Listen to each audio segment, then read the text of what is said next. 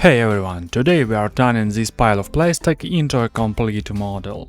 We assembled it, prime it and paint it. So sit back and enjoy the process. Every now and then I get the idea to create my own model kit. This usually happens when I have a specific vision for a diorama, but there is simply no kit that matches it. That was the case with this little tractor called the Pioneer. This vehicle wasn't used by Soviet Union during World War II. By the start of war, the Soviets already had tractors like T-20, STZ and Comintern, so there was no need for the Pioneer anymore. Still, I believe some types of equipment get unfairly forgotten. The Pioneer, for example, looks very unusual and interesting, and that alone makes it worth modeling. So I dug up as much information as I could online and created a 1/72 scale model of it in Blender. Then I printed this model on my WWII Mini, which is an FDM 3D printer.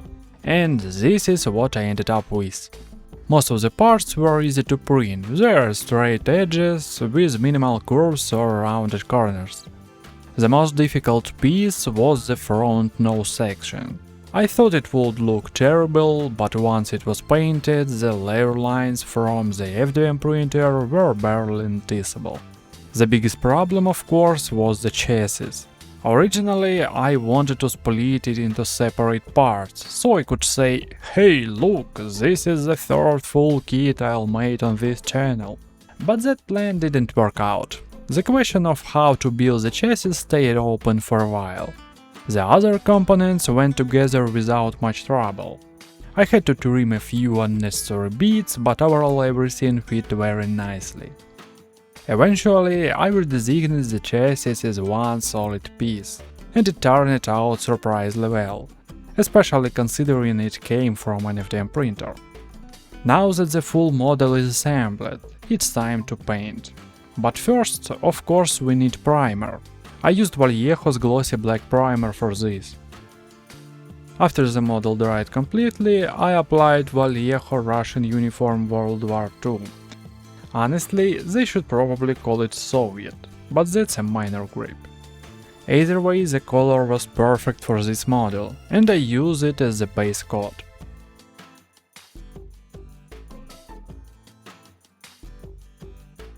Since the model is small, there is not a huge amount of surface work to do, but some minor weathering is a must.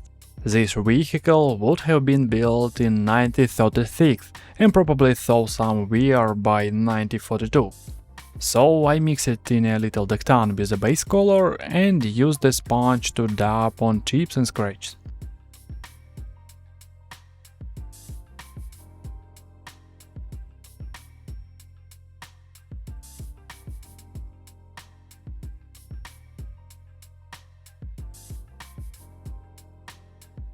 Then I added some alder rust using German grey from ACM. This process takes time even for a small model.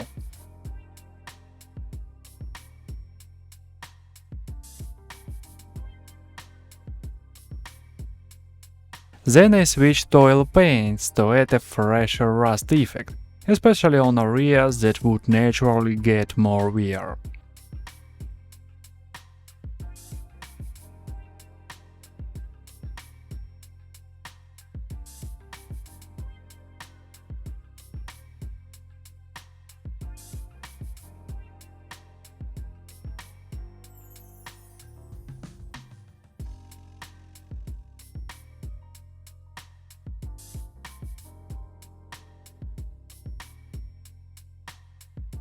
And with that, the aging and damage stage was complete. Not a lot, but enough. Next step, the leather elements.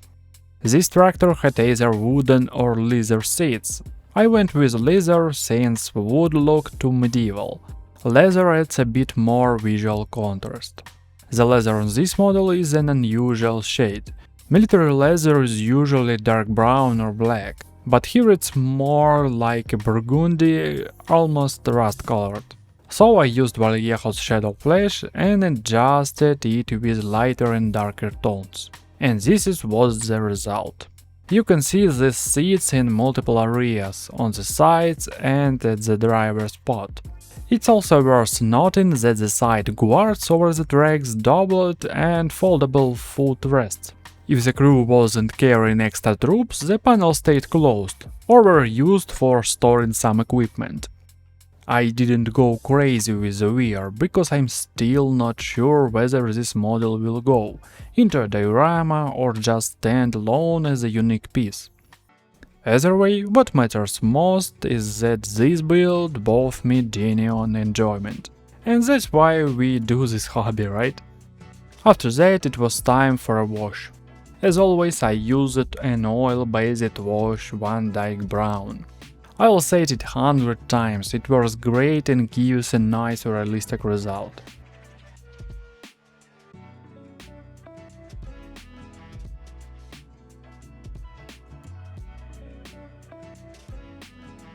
Once the wash dried, I used a pencil to add a metallic sheen for that steel effect. And that's it, the model is complete. It's tiny but look very well. It doesn't look nearly as rough as most models printed this way. At that point, I figured the video was basically done. What more I could say? But then I had an idea. If this tractor wasn't used at the front, maybe it got repurposed by support units, like field kitchens for example. So I decided to pair it with the KP-42 Soviet field kitchen. Right now you are seeing how my printer handled this new model.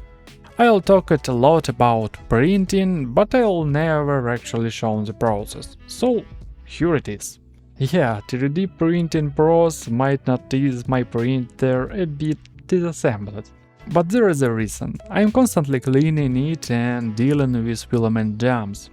I use different filaments and each one needs manual tweaking.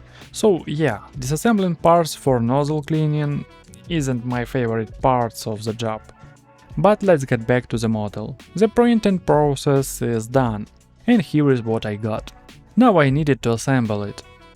As I said before, regular model glue doesn't work on PLA plastic. So I decided to use super glue. This field kitchen is probably the simplest and most straightforward model I've made. The parts fit easily and the build was intuitive. So if you want to use this model in your project, head over to my Cult 3D page, grab the file and print away. Now this model isn't hyper detailed. Sure, there are missing bits like handles, side rails and attachment loops, but for a model of this size and purpose, it works perfectly. It's meant to support the Pioneer and context, not to be a centerpiece. So here is how it looked after assembly. I used the same base color as for the tractor, World War II Russian uniform from Vallejo. The painting process was basically identical. I mixed a lighter tone for the sponge technique and added light beer.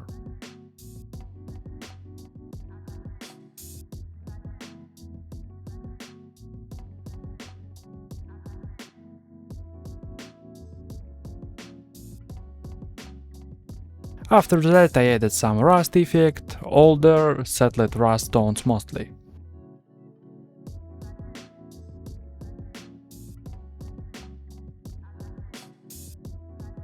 As you can see, this model has a lot of visible print lines. Unfortunately, curved shapes and slanted surfaces are a challenge for my FDM printer. A better orientation on the print bed would have helped, especially for the platform under the fender, where the lines are less noticeable. So if you want to print it on your FDM printer, you can try to do something with it. Off camera I painted the wheels using ICM German Grey. After that it was time for a wash. I used the same oil-based wash.